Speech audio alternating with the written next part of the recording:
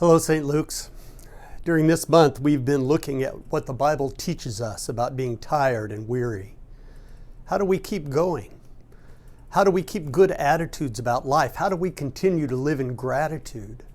How do we continue to live in joy? How do we continue to press forward toward God's preferred future for us? Jessica Moffat is a United Methodist pastor in Oklahoma. And after the bombings of the federal building in Oklahoma City in 1995, she and her church staff were exhausted and overwhelmed from all the pain and by the ministry they'd been doing. And they were sitting in a staff meeting one day, and the men's group from the church came into that staff meeting and stood all around them and asked them all to hold up their hands over their heads. And then the men talked, and they talked, and they talked. And when the church staff's arms began to droop, the men would step in and hold them up. And then they read this story. Here's the background. On their journey from Egypt to the Promised Land, the people of Israel had a tough go of it. And they came to a place called Rephidim. And they were tired and they were thirsty, and they began to fight with Moses, and they began to fight with each other.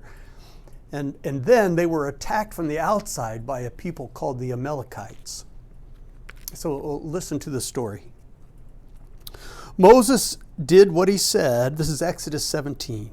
Moses did what he said with the elders of Israel right there watching, and he named the place Massah, meaning testing place, and Meribah, meaning quarreling, because of the quarreling of the Israelites and because of their testing of God when they said, "Is God here with us or not?"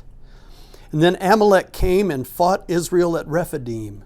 And Moses ordered Joshua, "Select some men for us and go out and fight Amalek. And tomorrow I will take my stand on top of the hill holding God's staff."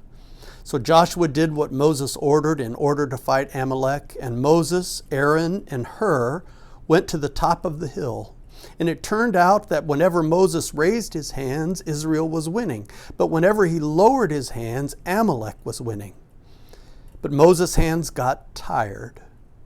So they got a stone and set it under him, and he sat on it. And Aaron and Hur held up his hands, one on each side. So his hands remained steady until the sun went down, and Joshua defeated Amalek and its army in battle. Friends, these are challenging times, of course. And when we get weary, what do? We must choose to be there for one another. We must welcome the help of others. Find some people who will find you a rock to sit on and hold your arms up for you. And find some people whose arms you can lift up. The weariness is hard. But when we decide we don't have to do it alone, we discover that the challenges are not insurmountable after all. And the struggle will not overwhelm us. Love you, St. Luke's. We'll see you Sunday.